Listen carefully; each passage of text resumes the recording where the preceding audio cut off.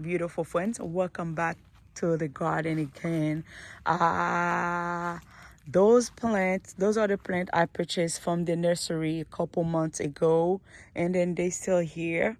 Some of them, I don't know, it's some of them, let me see, they keep showing me some dead leaves, but I keep cleaning them. I put them on 7 gallon. There wasn't 5, I put them on 7 gallon.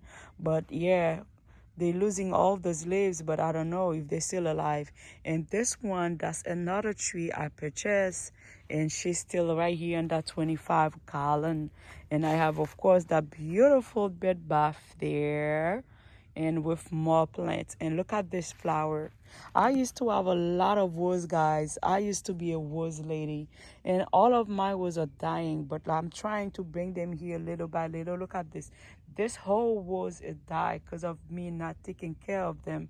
They didn't have no shade and they died, but I'm trying to bring them here little by little to see if I can save them. I think I'm gonna make I'm gonna take another portion to see if I can bring some rose plants right here, all the way right here, to see if I can make this session a host garden, which is I'm not supposed to do that because yeah, but I know I take a lot of space from her place, but she's not using it.